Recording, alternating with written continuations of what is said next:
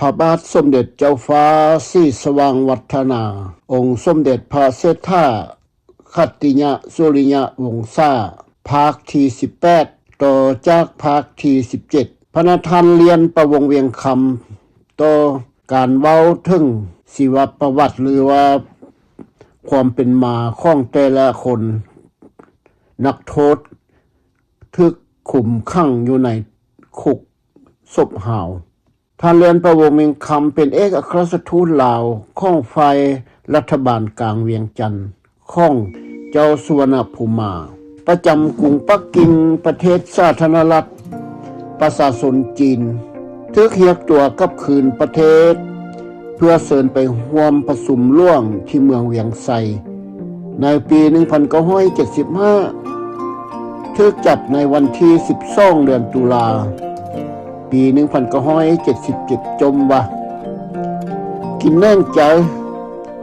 ไปข้อลี้ภัยการเมืองอยู่ประเทศฝรั่งเศสก็ดีแล้วในเวลาอยู่ปักกิ่งนักการทูตประเทศเสรีก็ให้คำแนะนำบ่ให้กลับคืนประเทศให้ข้อลี้ภัยการเมืองอยู่ประเทศได้ประเทศหนึ่งรอถ้าสภาพดีแล้วสถานการณ์ดีแล้วทางการเมืองแน่นอนแล้วจึงกลับคืนไปช่วยประเทศชาติบ้านเมืองท่านได้ทรงเพียงแต่ของมีค่าไปไว้ประเทศฝรั่งเศสเท่านั้นบ่คิดเลยว่าจะได้มาเข้าคุกแบบนี้อีกผู้ที่ซ่องมาประธานนายพลทองพันธ์กนกศรีจมว่าถ้าหากดำรงชีวิตอยู่ในสภาพปัจจุบันนี้ค่อยเองอาจจะตายภายในกำหนด3 ปีบ่ฮอด3 ปีผู้เกี่ยวก็ตายแท้ในท้องเดือนมกราปี1980อยู่ที่ค่ายกักขังศูนย์สัพพทุกข์สัมมนาการเมืองแค้นแก้แค้นอีกผู้ที่ทราบมาท่านพระนาท่านคำจันทร์ประดิษฐ์นักการทูตเป็นเอกอัครราชทูตลาวของรัฐบาลกลางแห่งพระราชอาณาจักรลาวประจำประเทศออสเตรเลียถูกเรียกตัวกลับคืนประเทศจากเจ้าสุวรรณภูมิองค์บิดาผู้เป็นกลางผู้รักษาความเป็นกลางผู้ถือนโยบายเป็นกลางผู้เป็นนายกรัฐมนตรีกำบังเฮี้ยงโชคชะตากรรมของประเทศชาติทั่วประเทศทั้งหมดในนามรัฐบาลประชุมชั่วคราวนายกสันติภาพและก็ถูกเชิญขึ้นไปร่วมประชุมร่วมที่เมืองเวียงไซในปี1975แล้วถูกจับในวันที่12ของเดือนตุลาปี1977ยังได้จมว่าย้อนว่าฮักษาฮักบ้านเกิดเมืองนอนข้องคำที่เอิ้นว่าแนวลาวฮักษาและคิดว่าจะมีสันติภาพแท้อยู่ภายใต้การนำพาของเสด็จนายกเจ้าสุวรรณภูมิองค์พระบิดาแห่งความเป็นกลางและเสด็จเจ้าสุภานุวงศ์องค์แนวลาวฮักษาจึงได้ตัดสินใจกลับคืนประเทศย้อนความฮักษาว่า2 ไอ้น้องและ3 ไอ้น้องผู้ต่อสู้เพื่อกอบกู้เอาเอกราชของลาวให้ลาวมีเอกราชอันแท้จริงมีสันติภาพที่มั่นคงก่อนจะได้อ่านบทเขียนรายงานสภาพตัวจริงของศูนย์กักกันเสลยศึกให้ถึงจุดสำคัญที่พวกเขาได้ประสบกับผลสะท้อนจากสัญญาอยู่ในลาวก็เสริมท่านบทแถลงการนโยบายของท่านประธานาธิบดีสหรัฐจอห์น F. เคนเนดีกับเหตุการณ์ของร้อยเอกกองแลปฏิวัติโค่นล้มรัฐบาลลาวเสรีมีประชาธิปไตยอันแท้จริงดังต่อไปนี้จะได้รู้จักกับสภาพการเป็นมาได้อย่างได้และด้วยเหตุอันได้เป็นมาจุดซุ่มในเอเชียตะวันออกเฉียงใต้จะหันไปสู่เวียดนามในวัยนี้แต่ในปี1961ลาวเป็นศูนย์กลางเปิดระฆังในลาววิกฤตการทำอิฐ ที่ประธานาธิบดีจอห์น F. เคนเนดีประเสริฐในฐานะเป็นประธานาธิบดีที่เห็นสถานการณ์อยู่ในประเทศลาวต่อมาในวันที่19เดือนมกราคมปี1961เมื่อก่อนการสาบานตัวเข้ารับตำแหน่งท่านได้พบกับบรรดาผู้ปรึกษาท่านประธานาธิบดีเดวิดไอเซนฮาวร์ที่ทำเนียบเข้าและไอเซนฮาวร์และผู้ช่วยพร้อมคณะที่ปรึกษาได้แนะนำท่านประธานาธิบดีคนใหม่ว่าและได้ปรึกษามาถึงปัจจุบันเกี่ยวกับสงครามกลางเมืองในลาวบอนที่กำลังของรัฐบาลลาวอยู่ในจุดที่กำลังถึกครอบงำโดยกำลังรวมของพวกกบฏคอมมิวนิสต์แนวลาวอิสระและพันธมิตรเวียดมินหรือเวียดนามเหนือตามท่านคลักคริฟฟอร์ดผู้ที่เป็นนักสังเกตการณ์ของทีมงานประธานาธิบดีเคนเนดีท่านไอเซนฮาวร์กล่าวว่าถ้าหากประเทศลาวควรจะตกอยู่ในมือคอมมิวนิสต์มันจะเป็นเพียงแค่คำท่ามของเวลาจนกว่าเวียดนามใต้กัมพูเชียไทยและเมียนมาจะตกไปท่านไอเซนฮาวร์ยอมรับว่าลาวได้ผ่านความวุ่นวายที่เป็นอันตรายและบอกประธานาธิบดีจอห์น F. เคนเนดีท่านอาจจะต้องเข้าไปในบ่อนนั้นและต่อสู้กับมันสิ่งต่างๆเริ่มถดถอยแย่ลงไปอีกภายในเดือนมีนาคมกองกำลังคอมมิวนิสต์แนวลาวอิสระซึ่งได้รับการช่วยเหลือจากการสนับสนุนทางขนส่งทางอากาศและเสบียงอาหารการอาวุธยุทโธปกรณ์มหาศาลจากโซเวียตรัสเซียและคุกคามเมืองล่วงพระบางและยังได้ทำการฟ้องรัฐบาลจะเป็นกลางของลาวท่านประธานาธิบดีจอห์น F. เคนเนดีเปิดเผยขอบเขตของบัญหาในแถลงการณ์ข่าวทางโทรทัศน์วันที่23เดือนมีนาโดยใช้ซักลั่งเป็นแผนที่ทั้ง3แห่งโดยมีเครื่องไม้สีแดงแสดงว่ามีบอนที่ตั้งของลาวอิสระหรือของแนวลาวฮักษาหรือพวกกบฏยึดดินแดนได้หลายเพียงใดในช่วง6เดือนที่ผ่านมาเห็นได้ชัดเจนว่าหากคอมมิวนิสต์ลาวสามารถเข้ามาครอบครองประเทศนี้ได้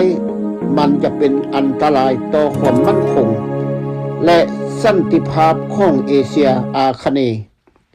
ตะวันออกเฉียงใต้ทั้งหมดท่านได้กล่าวและบ่มีไผควรสงสัยในคำว่าเอกราชของลาว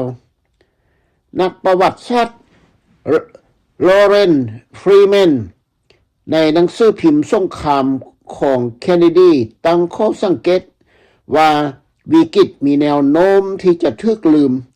เพราะในที่สุดมันก็ถูกห่วมเข้ากันกับเวียดนามที่ใหญ่กว่า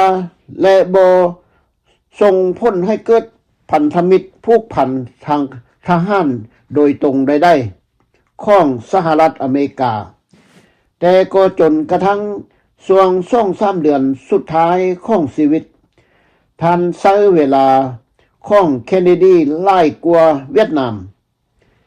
ที่ปรึกษาพิเศษและคนสนิทสนมของประธานาธิบดีท่านเท็ด โซรันเซินเห็นด้วยและช่วง2 เดือนทำอิฐที่ท่านดำรงตำแหน่งเป็นประธานาธิบดีจอห์น F. เคนเนดีทุ่มเทเวลาและการศึกษากองกำลังเฉพาะกิจการในเรื่องนี้หลายกว่าเรื่องอื่นๆท่านกล่าวในที่สุดการหยุดยิงและข้อตกลงระหว่างประเทศที่กรุงเจนีวาได้นำความมั่นคงมาสู่ราชอาณาจักรลาวและประธานาธิบดีเคนเนดีก็สามารถหันความสนใจ ไปที่เรื่องอื่นๆได้รวมทั้งเวียดนามด้วยในความเป็นจริงการสู้รบในลาวยังคงดำเนินการต่อไปโดยสหรัฐอเมริกามีส่วนเกี่ยวข้องอย่างลึกซึ้งกับความขัดแย้งทั้งแบบลับๆและแบบธรรมดากองทัพอากาศสหรัฐปฏิบัติการภารกิจรบครั้งสุดท้ายในลาวเมื่อเดือนเมษายนปี 1973 เกือบ3 เดือนหลังจากการหยุดยิงในเวียดนามภาพที่เห็นอยู่นี้แม่นส่วนหนึ่งของแนวลาวอิสระกำลังรับฟังสมาชิกคนหนึ่งได้อ่านจดหมายสมเสยจากผู้บัญชาการของตนส่วนใหญ่เป็นการโฆษณาส่วนเสื้อเผยแพร่เพื่อบอกให้ต่อสู้เพื่อเสรีภาพสังคมนิยมประชาชนและอีกภาพส่วนหนึ่งแม่น3เจ้าลาวที่มีบทบาทการเมืองแก้ไขปัญหาของชาติและนำความถูกต้องปรองดองชาติหรือความมีการแบ่งแยกพรรคฝ่ายการเมืองอยู่เบื้องซ้ายแม่นเจ้าสุภานุวงศ์รัตนวงศ์ซ่าผู้นำฝ่ายแนวลาวอิสระหรือเพิ่นเอิ้นแนวลาวรักษาผู้ที่อยู่ทางกลางแม่นเจ้าสุวรรณภูมิมารัตนวงศ์ซ่าแม่นอายของเจ้าสุภานุวงศ์พ่อเดียวแต่ต่างมารดาผู้นำฝ่ายลาวเป็นกลางหักความเป็นกลางสนับสนุนไล่กำไล่ฝ่ายอยู่เบื้องขวาเสด็จเจ้าบุญอุ้มนาจำปาสักผู้นำฝ่ายลาวเสรีลาวเมื่อได้เอกราชมาเป็นลาวเสรีอันนี้เป็น3เจ้าลาวที่กำลังมีบทบาทการเมืองโครงสร้างห่างและสันติภาพเลือสงครามในภาคพื้นเอเชียอาคเนย์ที่มีบทบาทอยู่ในการเมืองของประเทศลาววิกฤตการณ์ในปี 1961 ได้มีรากเหง้าในการแตกแยกของอาณานิคมของฝรั่งเศสในแหลมอินโดจีนซึ่งครั้งหนึ่งประกอบด้วยเวียดนามกัมพูเชียและลาวดินแดนหมู่พระราชอาณาจักรลาวเป็นประเทศใกล้เคียงกับจีนแผ่นดินใหญ่คอมมิวนิสต์ดำรงอยู่มาได้600 กว่าปีแล้วแต่เป็นประเทศที่เหนี่ยวแน่นในน้ำเท่านั้นส่วนใหญ่เป็นภูเขาสูงสันพื้นที่โล่งและหาบดินเพียงส่วนใหญ่อยู่บริเวณทงไหหินภาคกลางของประเทศและตามแม่น้ำข้องหรือแม่น้ำลานซางดั้งเดิมของสื่อกษัตริย์เจ้าฟ้างุมตามสายแดนบริเวณติดกับประเทศไทยบ่มีท่ากำปั้นและท่ารถไฟและบ่มีถนนสายลาดยางไปถึงเมืองชนบทในการขนส่งสินค้าหาชุมชนในพื้นที่ห่างไกลจากตัวเมืองหมู่บ้านห่างไกลบ่ค่อยสนใจส่วนอื่นๆแบบแนวคิดท้องถิ่นทำมาหากินแบบธรรมดาธรรมชาติการปกครองของประเทศหรือรัฐบาลขั้นแขวงและขั้นรัฐบาลกลางที่อยู่ห่างไกลในเวียงจันทน์ราชอาณาจักรลาวเป็นหน่วยงานทางภูมิศาสตร์ชาติพันธุ์หรือสังคมแต่เป็นเพียงความสะดวกทางการเมืองเท่านั้นท่านเบอร์นาร์ดฟอลแกนนำสงครามและนักประวัติศาสตร์กับวันวีซ่าณเสียงตุงห้อสังเกตการณ์เกี่ยวกับความขัดแย้งในประเทศอินโดจีนกล่าวว่ามีการคาดความรู้สึกความสามัคคีในชาติพันธุ์เดียวกันและว่าความรักษาในลาวแม่นดีที่สุดในภาคพื้นที่โหดร้ายรูปห่างของประเทศลาวเปรียบเสมือนกับซีนหมู่ฮอกจอบซึ่งเป็นสัญลักษณ์ข ข้องวิธีที่ผู้อื่นเบิ่งเห็นตามประเพณี คนอื่นเห็นขณะนั้นประเทศลาวมีเขตดินแดนกับชาติเพื่อนบ้าน6ประเทศที่ใช้ลาวอย่างเสรีตามจุดประสงค์ของตนเองที่ดีที่สุดอย่างดีที่สุดมันทำหน้าที่เป็นเขตกันชนระหว่างประเทศที่มีอิทธิพลหลายกว่าที่ล้อมรอบมันลาวบ่มีคุณค่าทางยุทธศาสตร์ในตัวเองท่านลินลัสรัฐมนตรีการต่างประเทศสหรัฐเอิ้นว่าหุดที่หมู่ของเวียดนามลาวเคยเป็นรัฐอารักขาของฝรั่งเศสมาตั้งแต่ปี1893แต่การปกครองอาณานิคมถูกขัดจังหวะโดยการยึดครองของญี่ปุ่นในสงครามโลกครั้งที่2เมื่อพวกทหารญี่ปุ่นออกไปจากลาวเจ้าเพชรราชรัตนวงศาซึ่งเป็นสมาชิกราชวงศ์กิ่งงาสาขาผู้น้อยและรักษาการ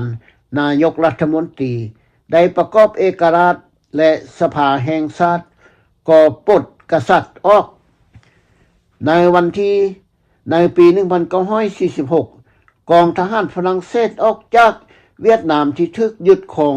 ได้โดดจองเข้าไปในลาวเอาชนะกองกำลังแนวลาวอิสระที่ได้รับการฝึกมาบ่ดีแต่สถานภาพทางกษัตริย์ขึ้นในระบอบกษัตริย์ตามรัฐธรรมนูญภายในสหภาพฝรั่งเศสคณะรัฐมนตรีและเจ้าเพชรราชต้องลี้ภัยอยู่ประเทศไทยแต่น้องชายพระอนุสาทั้งสองซึ่งเป็นส่วนหนึ่งของรัฐบาลอายุสั้นจะครอบครองการเมืองลาวไปอีก30ปีเจ้าสุวรรณภูมิเป็นรัฐมนตรีว่าการกระทรวงโยธาธิการของรัฐบาลเจ้าเพชรราชรัตนวงศาและเจ้าสายแดงสุภานุวงศ์เป็นผู้บัญชาการทหารบกเจ้าสุวรรณภูมิจะเป็นนายกรัฐมนตรี4สมัยในระหว่าง1975 ท่านเป็นนักวิศวกรได้รับการศึกษาในฝรั่งเศสเป็นคนสุภาพเป็นคนแบบตะวันตกจริงจังและมั่นคงชะตากรรมของเจ้าสุวรรณภูมิล้มเหลวกล่าวว่าการเมืองเป็นกลางระหว่างความสุดขั้วที่เข้ากันบ่ได้เจ้าสายสุภานุวงศ์เจ้าสายแดงเป็นพระเศรษฐาน้องสายต่างมารดาของเจ้าสายสุวรรณภูมิแต่พระมารดาของเจ้าสายสุภานุวงศ์เป็นสามัญชนบ่เหมือนกับพระมารดาของเจ้าสุวรรณภูมิซึ่งมีสายเลือดเชื้อราชวงศ์พระองค์มีความเจริญรุ่งเรืองหลายกว่าหลายประการแต่ความสามารถของพระองค์กับบ่ค่อยเป็นที่รู้จักเมื่อเสด็จกลับจากประเทศฝรั่งเศสด้วยปริญญาวิศวกรรมศาสตร์เป็นของตัวเองท่านถูกดูถูกดูหมิ่นกับงานที่ได้รับค่าจ้างตอบแทนต่ำจึงไปเวียดนามซึ่งท่านใช้เวลาช่วงสงครามโลกครั้งที่2และก็ได้พบกับโฮจิมินห์ผู้นำพรรคคอมมิวนิสต์เวียดนามเวียดมินห์ซึ่งกลายมาเป็นผู้อุปถัมภ์ของเจ้าสุภานุวงศ์หลังจากที่ชาวฝรั่งเศสกลับมาเจ้าสายสุวรรณภูมิทรงทำงานในระบบระเบียบกฎเกณฑ์ศึกษาและได้รับเลือกเป็นนายกรัฐมนตรีเป็นครั้งทำอิฐในปี1951เจ้าสายแดงสุภานุวงศ์ผนึกกำลังกองทหารลาวอิสระกับพวกเวียดมินห์ที่กำลังต่อสู้กับทหารฝรั่งเศสในเวียดนามท่านจะเห็นอยู่นี้ภาพถ่ายวางอยู่ในกรุงฮานอยหลังจากญี่ปุ่นยอมจำนนเมื่อสิ้นสุดสงครามโลกครั้งที่2เจ้าสุภานุวงศ์ได้ติดต่อกับเวียดมินห์เพื่อขอ การสนับสนุนเพื่อเอกราชของลาวและต่อต้านการปกครองอาณานิคมของฝรั่งเศสในฮานอยลาวยังได้พบกับผู้นำของเวียดมินโฮจิมินห์และทานเบาไดทางซ้ำได้ถ่ายรูปนำกันผู้อยู่ทางซ้ายแมนเจ้าสายแดงสุภานุวงศ์ผู้อยู่ทางกลางแมนโฮจิมินห์อยู่เบื้องขวามือแมนทานเบาไดเวียดมินห์ที่กำลังต่อสู้กับทหารฝรั่งเศสในเวียดนามในปี 1950 เจ้าสุภานุวงศ์ได้ก่อตั้งพรรคคอมมิวนิสต์ประเทศลาวหรือเอิ้นให้มวลฮู้ว่าแนวลาวรักษากองกำลังแนวลาวอิสระนั่นเองและสร้างฐานที่มั่นคงพวกเขาในแข้งสำเนื้ออยู่ภาคตะวันออกเฉียงเหนือสหรัฐบ่เห็นดีนำกับลัทธิล่าอาณานิคมแต่เข้าข้างฝรั่งเศสเนื่องจากความกังวลเกี่ยวกับการแพร่กระจายขยายของลัทธิคอมมิวนิสต์ฝ่ายบริหารของไอเซนฮาวร์ก็เหมือนกับฝ่ายบริหารของประธานาธิบดีทรูแมนก่อนหน้านี้คือมีแห่งกดดันน้อยที่จะบ่ทำข้อตกลงกับคอมมิวนิสต์ในบรรดาประเทศอินโดจีนเดโมโนและรัฐประหารในการแถลงข่าวเมื่อวันที่7เดือนเมษายน 1954 ประธานาธิบดีไอเซนฮาวร์ได้ประกาศพิธีโดมิโนซึ่งกลายเป็นพื้นฐานสำหรับนโยบายของสหรัฐอเมริกาจนกระทั่งสิ้นสุดสงครามเวียดนามในอีก20 ปีต่อมาท่านมีข้อพิจารณาที่กว้างกว่าซึ่งอาจจะเป็นไปตามที่ท่านเอิ้นว่าหลักการโดมิโนล้มท่านไอเซนฮาวร์กล่าวท่านตั้งโดมิโนเป็นแถวท่านล้มอันดับอิฐท่านล้มอันทำอิฐและสิ่งที่จะเกิดขึ้นกับการอันสุดท้ายคือความแน่นอนว่ามันจะผ่านไปไวๆหลายการปกครองอินโดจีนของฝรั่งเศสสิ้นสุดลงอย่างล้มสลายด้วยชัยชนะของเวียดมินห์ที่เดียนเวียนฟูในเดือนกุมภาพันธ์ปี 1954 ในเดือนกรกฎาคมการประชุมระหว่างประเทศในกรุงเจนีวาได้กำหนดข้อตกลงโดยแบ่งแยกเวียดนามและประกาศให้ลาวและกัมพูเชียเป็นอิสรภาพเอกราชสหรัฐอเมริกาบ่ได้เป็นผู้ลงนามในข้อตกลงนี้แต่ตกลงที่จะปฏิบัติตามและสนับสนุนกองทัพลาวด้วยเงินอุดหนุนและให้คำแนะนำทางทหารอย่างลับๆองค์การสืบราชการลับประจำการในประเทศลาวตั้งแต่ปี 1955 คือ OSS เป็นต้นไปฝ่ายบริหารของท่านประธานาธิบดีไอเซนฮาวร์ใช้เงินประมาณ$300 ล้านและ 5 ปีในความพยายามอย่างสิ้นหวังเพื่อปกปิดในความลับในลาวให้กลายเป็นด้านหน้าทางทหารที่ต่อต้านลัทธิของเป็นคอมมิวนิสต์อย่างเป็นทางการบริเวณชายแดนจีนแดงและเวียดนามเหนือท่านโซเรนเซนกล่าวว่าเจ้าสุวรรณภูมิมาผู้มีความยืดหยุ่นก็ได้รับการเสนอชื่อนายกรัฐมนตรีเป็นครั้งที่2ในปี 1956 และจัดตั้งแนวร่วมได้แก่เจ้าสุภานุวงศ์และคณะประเทศลาวแนวลาวรักษาอิทธิพลของคอมมิวนิสต์ก็เพิ่มทวีขึ้นอย่างต่อเนื่องทำให้สหรัฐอเมริกาต้องตัดความช่วยเหลือทางการเงินในปี 1958 เจ้าสุวรรณภูมิมาก็ถูกบังคับให้ออกจากตำแหน่งระหว่างเดือนธันวาคมปี 1959 ถึงเดือนธันวาปี1960รัฐบาลเปลี่ยนแปลงมือซ้ำแล้วซ้ำอีกในการรัฐประหารและการโต้ต้านหลายครั้งด้วยความช่วยเหลือของสหรัฐอเมริกาต่อนายพลภูมินอสวรรค์ซึ่งในครั้งหนึ่งเคยเป็นเสนาธิการของเจ้าสุภานุวงศ์เข้าควบคุมสถานการณ์รัฐประหารของร้อยเอกกองแลนายพลภูมินอสวรรค์ได้รับการสนับสนุนจาก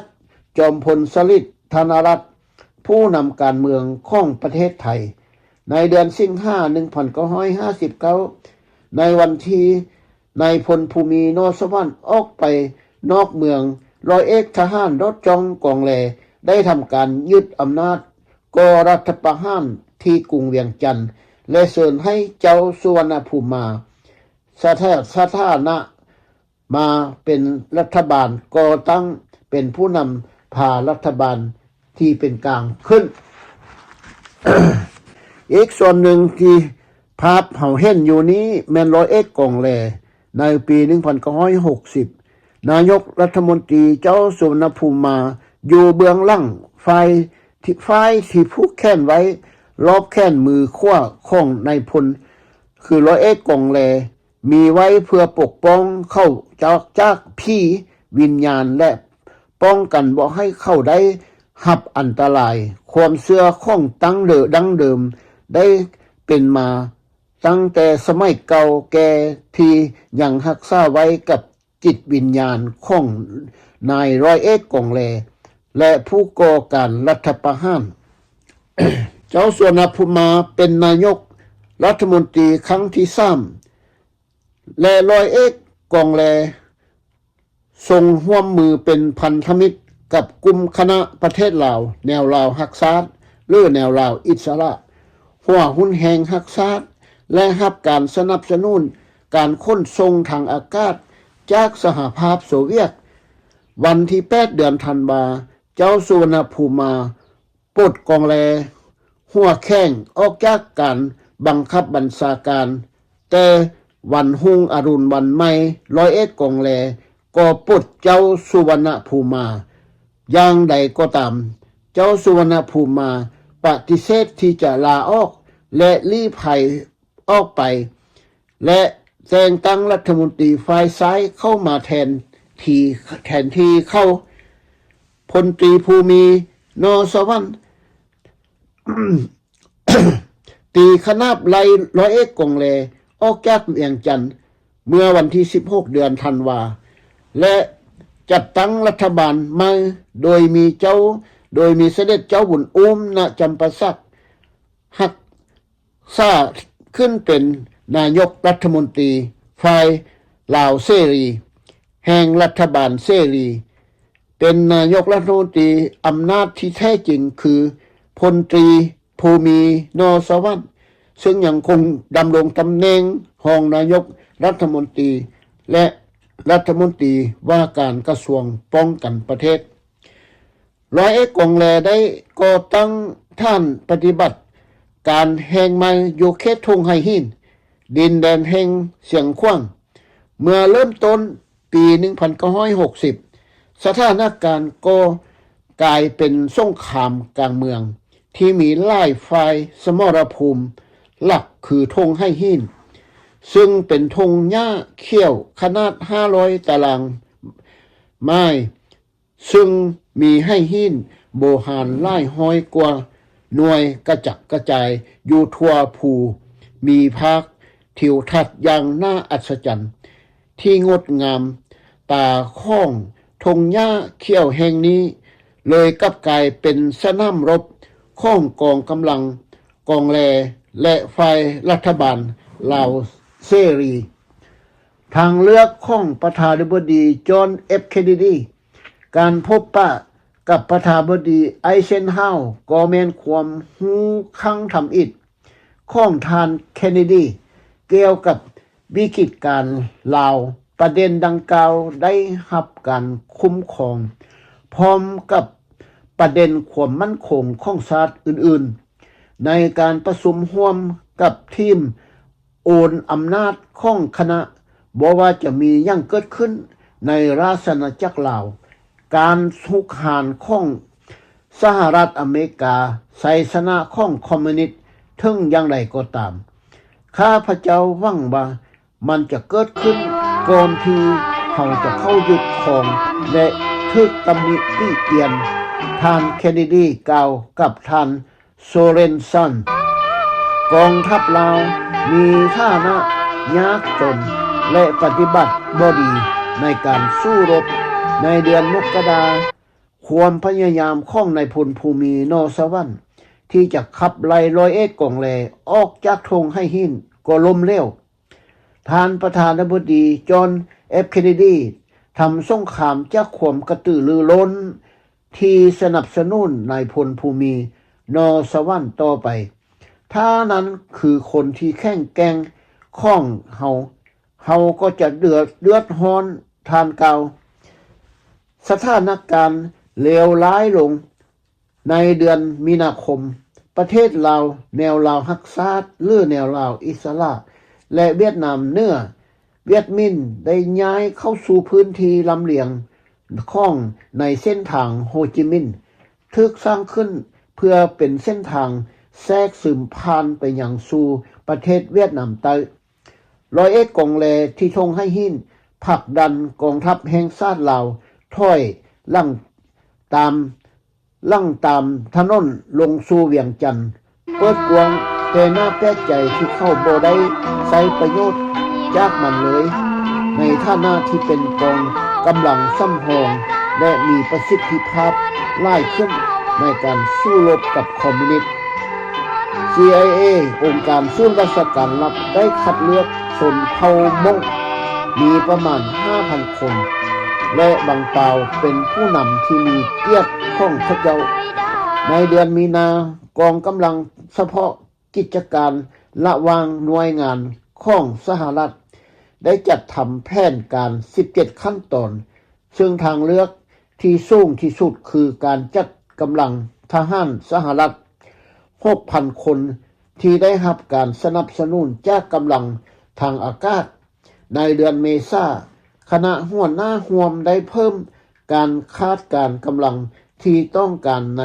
จำนวน 120,000 คนเป็น 140,000 คนโดยอำนาจที่เป็นไปได้ในการใช้อาวุธนิวเคลียร์ข้อเท็จจริงประการหนึ่งที่ประธานาธิบดีเคนเนดีบ่เข้าร่วมในการแถลงข่าวของท่านเมื่อวันที่23เดือนมีนาก็คือกองกำลังสุกเสริญของสหรัฐอยู่ในภาคและภาวะตื่นตัวในเอเชียและนาวิกโยธิน300 คนและเครื่องบินทิ่มระเบิดเบ2ที่ขับเคลื่อนด้วยใบพัด16 ลำก็ขึ้นสวยไว้ล่วงหน้าในประเทศไทยในกรณีที่คอมมิวนิสต์มุ่งหน้าเข้าสู่เวียงจันทน์ท่านเคนเนดียังคงลงทะเบียนสมัครกับทฤษฎีโดมิโนท่านได้กล่าวในเดือนเมษายนที่ผ่านมาว่าแน่นอนถ้าราชอาณาจักรลาวตกอยู่ในกำมือของพวกคอมมิวนิสต์มันจะเพิ่มความอันตรายอยู่ตามชายแดนทางที่ภาคเหนือของราชอาณาจักรไทยมันจะสร้างความกดดันเพิ่มเติมต่อกำลังกัมพูชาและจะสร้างความกดดันเพิ่มเติมต่อเวียดนามใต้ซึ่งในตัวของมันเองจะสร้างความกดดันเพิ่มต่อมาเลเซียตามที่ท่านโซเรนสันกล่าวว่าประธานาธิบดีจอห์นเอฟเคนเนดีตัดสินใจว่าท่านมีทางเลือกที่4 ทางท่านจะปล่อยให้แนวลาวฮักซาดหรือแนวลาวอิสระยึดของลาวซึ่งท่านยอมรับบ่ได้ท่านสามารถให้การสนับสนุนทางทหารได้เพียงพอเพื่อให้กองกำลังที่สนับสนุนตะวันตกได้รับชัยชนะนี้มีผลประโยชน์กับนโยบายที่ท่านได้รับสืบทอดมาท่านโซเรนสันกล่าวว่า แต่พรานปฏิเสธการทำสงครามถึงภาคพื้นดินในลาวประการที่3ท่านยอมรับการแบ่งแยกประเทศได้แต่นั้นจะทำให้ท่านเสี่ยงต่อการทึกวิพากษ์วิจารณ์จากฝ่ายตรงกันข้ามทางการเมืองทางเลือกที่4และทางเลือกที่ท่านเลือกคือการเจรจาเพื่อฟื้นฟูรัฐบาลที่เป็นกลางนั้นหมายถึงการสนับสนุนเจ้าสุวรรณภูมิในฐานะนายกรัฐมนตรีคนเดียวกับที่ประเทศนี้เคยประนามก่อนหน้านี้ท่านโซเรนสันกล่าวท่านประธานาธิบดีเคนเนดีส่งข้อความผ่านช่องทางสื่อสารทางการทูตไปยังโซเวียตและจีนว่าท่านเปิดรับข้อตกลงแต่ก็พร้อมที่จะเข้าแทรกแซงทางทหารหากจำเป็นเพื่อป้องกันการยึดครองประเทศลาวอย่างบ่เป็นมิตรสันติภาพที่ลอกลวงคณะกรรมการระหว่างประเทศซึ่งดูแลเบิงแยงส้นที่สัญญาเจนีวาปี 1954 ได้รับการเปิดใช้งานอีกครั้งหนึ่งการหยุดยิงมีพ้นในวันที่ 11 เดือนพฤษภาปี 1954 แต่การเจรจาเพื่อข้อตกลงถาวรดำเนินไปนานกว่า1 ปีเจ้าสายทั้ง3คือเจ้าสุวรรณภูมิ เจ้าสุภานุวงศ์และเจ้าบุญอุ้มณจำปาสักพบกันหลายครั้งและตกลงที่จะจัดตั้งรัฐบาลไต้ภาคีในที่สุดพวกเจ้าทั้ง3ก็ตกลงร่วมกัน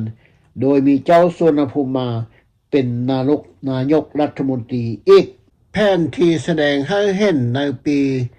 การขัดแย้งแบ่งเขตปกครองของแต่ละฝ่ายเกี่ยวข้องที่ผู้นำลาวได้ต่อสู้กันประชาชนลาวทุกชนชั้นที่บ่ได้มีโซ่หุ้ยนำการขัดแย้งนี้มีแต่แนวเสียหายกลายเป็นประเทศที่ด้อยการพัฒนาย้อนศึกสงครามที่ยืดเยื้อยาวนานตาม3ลัทธิมีแนวคิดแตกต่างกันด้านผู้นำการเมืองและสัญญาที่ลอกลวงในปี 1954 1975ส่องเจ้าเป็นรองนายกรัฐมนตรีซึ่งตัวแทนฝ่ายแนวลาวอิสระและเสรีลาวเพื่อลาวเสรีประชาธิปไตยเจ้าสุวรรณภูมิเริ่มการดำรงตำแหน่งครั้งที่4และยาวนานที่สุดในตำแหน่งเมื่อเดือนมิถุนาปี 1962 ของความเป็นกลาง14ประเทศค้ำประกันความเป็นกลางให้ลาวมีสันติภาพตามสนธิสัญญาเจนีวาฉบับใหม่ซึ่งประกาศใช้เมื่อเดือนกรกฎาคมปี 1962 ได้ประกาศให้ลาวเป็นกลางและสั่งให้กองกำลังทหารต่างชาติทั้งหมดออกไปสหรัฐอเมริกาถอนกำลังทหารของตนออกแต่ทหารเวียดนามเหนือเวียดมินบ่ถอนทหารเวียดนามเหนืออยู่ในลาวบ่เกิน40คนจาก 7,000 คนกับประเทศสงครามกลางเมืองดำเนินต่อไปข้อตกลงเจนีวาได้กำจัดความกดดันให้ทานประธานาธิบดีเคนเนดี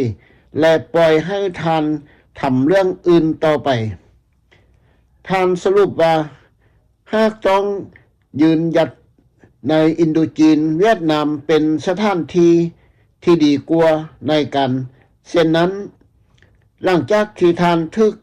รอบสังหารในเดือนพฤศจิกายนปี 1963 สงครามในเอเชียตะวันออกเฉียงใต้ตกเป็นหน้าที่ของประธานาธิบดีลินดอนบีจอนสันและริชาร์ดเอ็มนิกสันฝ่ายบริหารต้องแก้ไขในบสากลุ่มคณะประเทศลาวแนวลาวฮักษาหรือแนวลาวอิสระ ก็แยกตัวออกจากแนวห่วมและการปะทะกับกลุ่มที่เป็นกลางก็เกิดขึ้น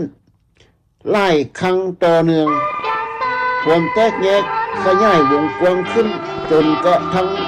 เจ้าสุภานุวงศ์ประกาศในปี1964ว่ากลุ่มลาวผู้แทนแตกแยกบ่ยอมรับฮู้เจ้าสุวรรณภูมิมาเป็นนายกรัฐมนตรีรัฐบาลเป็นกลางอีกต่อไป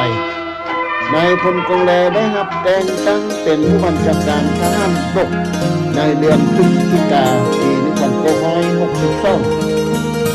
การหาประโยชน์ของเขาเพียงพอให้เขาหยุดขึ้นถึงหน้าปกนิตยสาร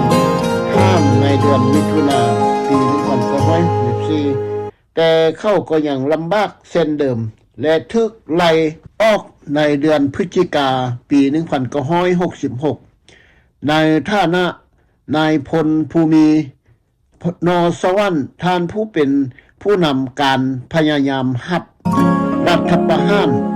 ล้มเหลวในเดือนกุมภาพันธ์ปี1965และหลบหนีออกจากประเทศลาวไปนอกประเทศ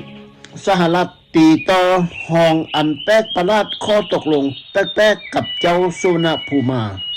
เส้นทางโฮจิมินห์อยู่เขตแดนลาวขออนุญาตจากนายกเจ้าสุวรรณภูมิมามันเป็นเส้นทางลำเลียงของเวียดมินเวียดกงและเวียดนามเหนือที่กำลังสำคัญลงไปสู่เวียดนามใต้เจ้าสุวรรณภูมิมาอนุญาตให้สหรัฐต่อการทิ่มระเบิดทางอากาศบนเส้นทางดังกล่าวในทางกลับกันกองกำลังทางอากาศของสหรัฐได้ดำเนินการโฆษณาใหญ่ในภาคพื้นของประเทศเพื่อต่อต้านการเอาชนะรัฐบาลที่เป็นกลางของลาวอ่อนแอเจ้าสุวรรณภูมิมาผู้นำพรรคลาวเป็นกลางและรัฐบาลลาวเป็นกลางอ่อนแอและเจ้าสุวรรณภูมิมากล่าวว่าข้าพเจ้าเป็นเพื่อนที่ดีกับพวกคอมมิวนิสต์ในต่างประเทศแต่ข้าพเจ้าบ่มักพวกเขาอยู่ที่นี้สงครามในลาวได้ถูกเก็บรักษาไว้เป็นความลับจากสาธารณรัฐสนอเมริกันจนกว่าปี1970ทั้งสองได้กลายเป็นความขัดแย้งคือการสืบต่อในการเข้าร่วมของสงครามเวียดนามเหนือแม้นการละเมิดสัญญาเจนีวาและเนื่องจากว่าชาวลาวบ่ต้องการที่จะดึงดูดความสนใจจากสากลในระหว่างปี1973 สหรัฐได้บินโจมตี400,296 เที่ยวครั้งอยู่ในลาวโดยการรับอนุญาตจากเจ้าสุวรรณภูมิมาเป็นนายกรัฐมนตรีของรัฐบาลลาวเป็นกลางรับผิดชอบผู้เดียวมันเกือบเท่าที่เคยเฮ็ดสงครามเปิดเผยอยู่เวียดนามเหนือและใต้ร่วมกันตั้งแต่กลางสุมปี1960นั้นสหรัฐพบว่าตนได้ขยายการสนับสนุนนายกรัฐมนตรีเจ้าสุวรรณภูมิมาผู้นำที่เป็นกลางของรัฐบาลราชอาณาจักรลาวเป็นกลางซึ่งพวกเขาเคยคัดค้านแต่ผู้ที่ได้รับการยอมรับว่าเป็นผู้นำจากทุกฝ่ายในสัญญาเจนีวาในปี1962มี14ประเทศร่วมค้ำประกันรับผิดชอบร่วมกันให้เจ้าสุวรรณภูมิมาเป็นผู้ดำเนินการเมืองและสืบต่อสั่งให้ทิ่มระเบิดทั่วพื้นดินลาวกล่าวทานดร. เฮนรี่ คิสซิงเจอร์ที่ปรึกษาด้านความมั่นคงแห่งชาติในสุมปิดสุดท้ายของการมีส่วนร่วมของสหรัฐอยู่เวียดนามโดมิโนอันที่3การตั้งถิ่นฐาน เจรจาของสหรัฐในเวียดนามมีพ้นบังคับใช้แล้ว เมื่อสหรัฐปฏิบัติภารกิจบันลบครั้งสุดท้ายในลาวเมื่อวันที่17เดือนเมษายนปี1973เครื่องบินทิ่มระเบิด B-52 บินขึ้นความโจมตีการโจมตีเป้าหมายทางอากาศของเวียดนามใต้ทงให้จากถึงสู่เวียดนามจากเวียดนามใต้ประเทศไทยสู่ทงให้หินเนื่องจากว่าการละเมิดในการยุดยิงของฝ่ายคอมมิวนิสต์รัฐบาลที่สหรัฐอเมริกาสนับสนุนในเอเชียตะวันออกเฉียงใต้อยู่ได้บ่นานหลังจากสนธิสัญญาสันติภาพในกรุงปารีสของประเทศฝรั่งเศสเขมรแดงยึดพนมเปญและกัมพูชาได้ในวันที่17เดือนเมษายนปี1975เวียดนามเนื้อยึดกรุงไซงอนได้ในวันที่30เดือนเมษายน1975ถือเป็นการสิ้นสุดสงครามในเวียดนามประเทศลาวเฮาเดหรือราชอาณาจักรลาวเฮาเดกลายเป็นสิ่งที่นักประวัติศาสตร์เฮาเรียกว่าโดมิโนอันที่3ในอินโดจีนเมื่อประเทศลาวหรือแนวลาวรักษาหรือแนวลาวอิสระซึ่งได้รับการสนับสนุนจากกองกำลังทหารเวียดนามเหนือล่วงล่ายและจากจีนแผ่นดินใหญ่และสหภาพโซเวียตหลายกว่า 50,000 คนที่ยังคงอยู่ในดินลาวยึดอำนาจฐานะระบอบกษัตริย์ลาวทึกแทนที่เมื่อวันที่2เดือนธันวาปี1975โดยสาธารณรัฐประชาธิปไตยประชาชนลาวเจ้าสุวรรณภูมิลาออกเป็นนายกซึ่งเป็นนายกผู้แทนคือกันกับความอ่อนแอและเป็นผู้นำที่โบกล้าแกงมักจะสันติภาพเรียกเอิ้นตัวเองว่าองค์บิดาแห่งความเป็นกลางทหารระดับห้อยโถทึกปฏิบัติเหมือนเป็นอาชญากรสงครามและปฏิบัติทางพุทธศาสนาทึกลดทอนลงแต่ต่อมาเปลี่ยนมาเป็นงานบูชาเพื่อการฟื้นฟูชาติแนวลาวและงดโฆษณาส่วนเสื้อทางการเมืองสำหรับลัทธิชาตินิยมคอมมิวนิสต์หัวหักชาติสุดขั้วพระบาทสมเด็จเจ้าฟ้าศรีสว่างวัฒนาองค์สมเด็จพระเศรษฐาคัตติยะสุริยะวงศาแห่งลาวสละราชสมบัติเลื่อบังคับให้สละราชบัลลังก์แต่พระองค์พร้อมด้วยครอบครัวเสื้อพระวงศ์ทึกทรงไปยังค่ายกักกันเพื่อการศึกษามันในระบบสังคมนิยมลาวมีด้วยเจ้าฟ้าศรีสว่างวัฒนาองค์อัครมเหสีและองค์มกุฎราชกุมารทึกจำคุกในถ้ำแห่งหนึ่งในพื้นที่ห่างไกลของเมืองสำเนือทางตอนเหนือของแขวงหัวพันประเทศลาวซึ่งต่อมาพวกพระองค์ก็เสียชีวิตเนื่องจากขาดอาหารและการรักษาพยาบาลที่เพียงพอพญาปีศาราชภักดีเพ่งพงศวรรณซึ่งจงรักภักดีต่อเจ้าสุวรรณภูมิมาหลายที่สุดในฐานะเป็นรองนายกรัฐมนตรีและผู้ลงนามร่วมคู่สัญญาในข้อตกลงสันติภาพที่เวียงจันทน์ในวันที่21เดือนกุมภาพันธ์ปี1975หลังจากเซ็นสัญญาสันติภาพแล้วก็จับตัวท่านเข้าคุกศูนย์กักกันในบริเวณค่ายดังกล่าวร่วมกับบรรดาผู้นำฝ่ายรัฐบาลกลางเวียงจันทน์ระดับสูงหลายท่านคนอื่นๆแต่เจ้าสุวรรณภูมิบ่มีความสามารถหยุดยั้งผู้น้องสายเจ้าสายแดงสุภานุวงศ์ซึ่งกำลังดำรงตำแหน่งเป็นประธานประเทศ คนใหม่คนทำอิฐของระบอบใหม่ระบอบสาธารณรัฐประชาธิปไตยประชาชนลาวได้การประกอบพิธีรับตำแหน่งมาส่วนใหญ่ซึ่งเข้าดำรงอยู่จนกระทั่งก้าวลงจากตำแหน่งในปี1986เนื่องจากสุขภาพกรรมของเขาในวัฒนธรรมลาวที่ล้มเหลวจริงการเสื้อหรือบ่เสื้อก็ตามเมื่อเจ้าสุวรรณภูมิมาพ้นจากตำแหน่งเป็นครั้งสุดท้ายเมื่อปี1986เจ้าสุวรรณภูมิมาดำรงตำแหน่งเป็นนายกรัฐมนตรีร่วมกันทั้งหมดเกือบ20 ปีเขายังคงอาศัยอยู่ในประเทศลาวและทำหน้าที่เป็นที่ปรึกษาของรัฐบาลใหม่รัฐบาลสาธารณรัฐประชาธิปไตยประชาชนลาวโดยที่เขาเคยกล่าวเสมอว่าบ่มักเข้ายืนเคียงข้างน้องสายต่างมันดาของเขาคือเจ้าสายแดงสุภานุวงศ์เพื่อทบทวนขบวนเดินส่วนสนามในปี1977เจ้าสุวรรณภูมิมาได้ห้วนคืนหลังนับตั้งแต่อย่างหนุ่มใบการศึกษาสำเร็จและการเข้าการเมืองเป็นที่เข้าใจแล้วว่า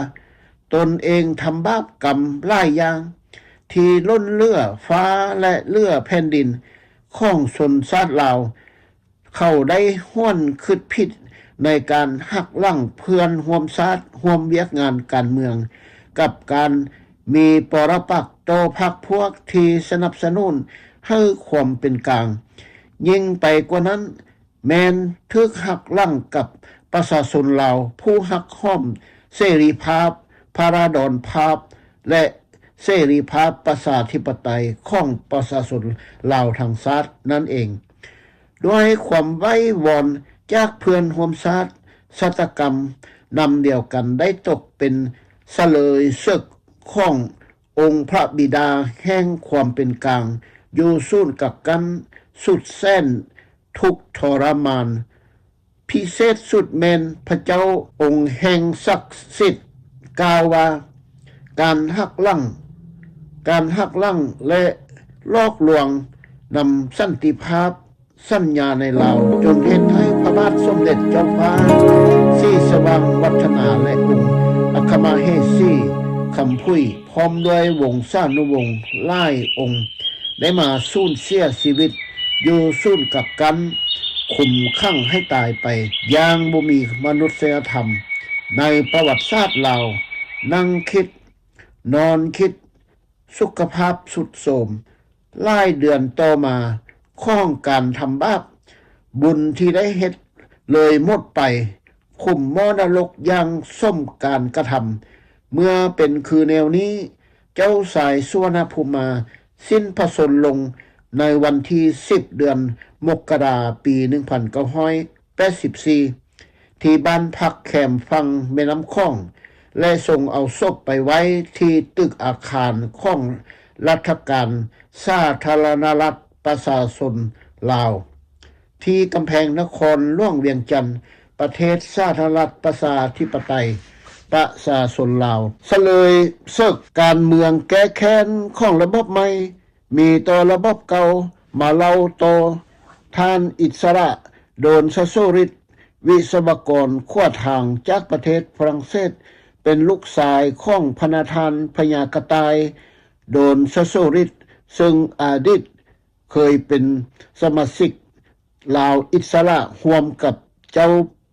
เพชรสราชเจ้าสุวรรณภูมิและเจ้าสุภานุวงศ์มีหัวชาตินิยมจมว่าดังนี้ตนเองเป็นนักวิศวกรเป็นวิชาการบ่มีแนวคิดต่อต้านพรรคและรัฐมีความตั้งใจสร้างผลงานเพื่อชาติและบ่เข้าใจเลยว่าจะถูกจับมาทรมานแบบนี้เจ้าสุขบัววงศ์อดีตเจ้าแขวงหัวพันอดีตรัฐมนตรีว่าการกระทรวงโยธาธิการและขนส่งของฝ่ายรัฐบาลราชอาณาจักรลาวเป็นกลางและอดีตผู้แทนราษฎรแข้งหลวงพระบางจมว่าถ้าบ่หาทางมาแก้ไขในไว้หมดทุกคนเฮาซะเลยศึก พวกปลานี้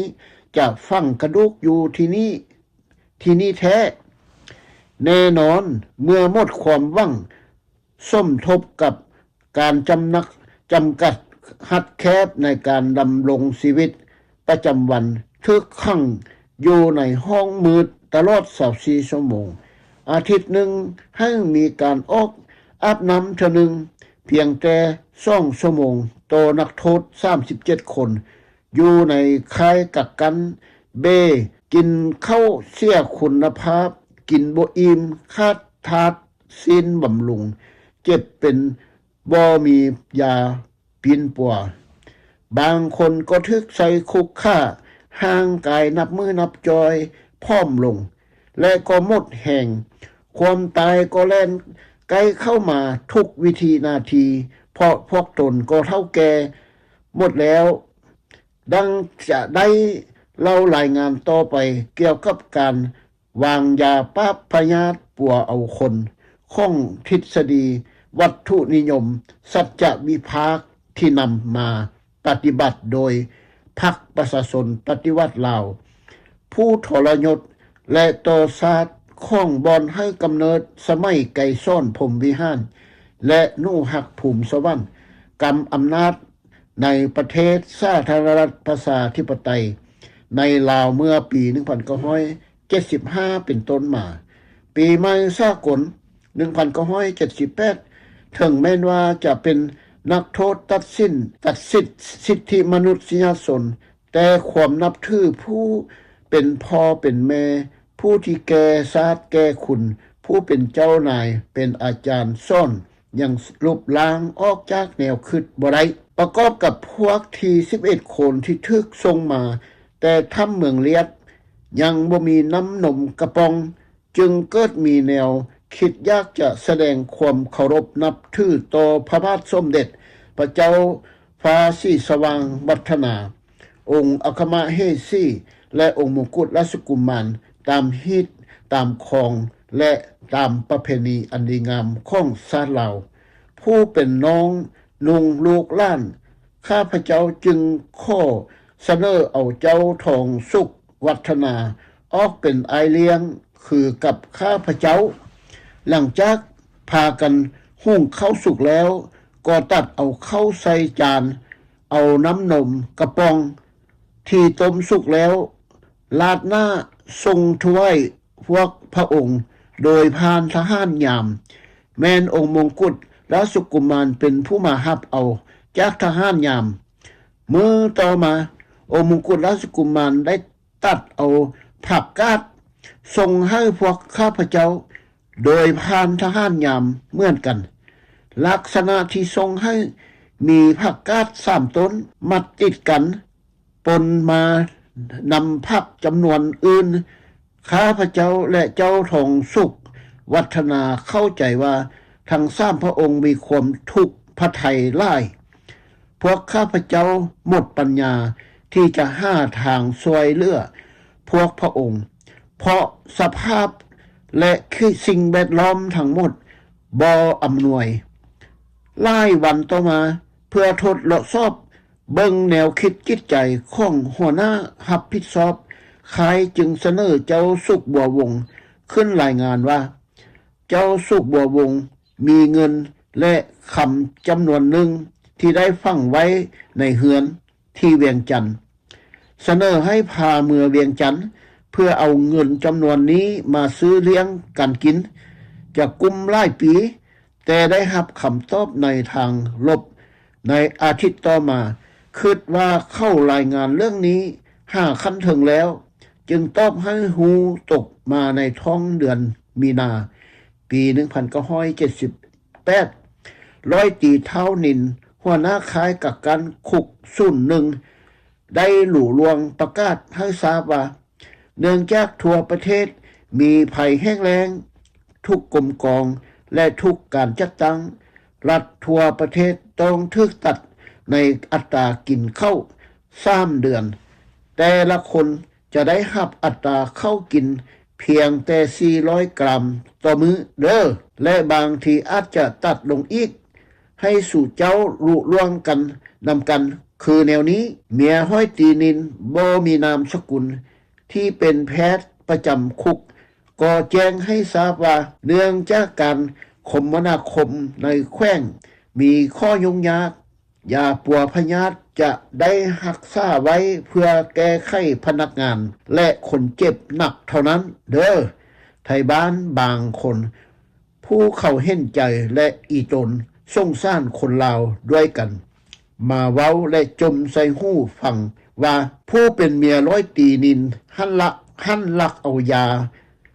ยาแนวดีๆมาค่ายข้างนอกจึงว่าเด้อว่าซ้ำแต่เฮาบ่เห็นความจริงเฮาบ่กล้าเว้ายานบาปเฮาบ่เคยตัวประชาชนมาฮู้กับระบบแนวนี้มักขี้ตัวโฆษณาย่องแต่ภาครัฐแบบบ่มีความจริงมันบ่เป็นไปได้กับความเชื่อแต่ความงมงายลมๆแรงๆเฮาบ่เว้า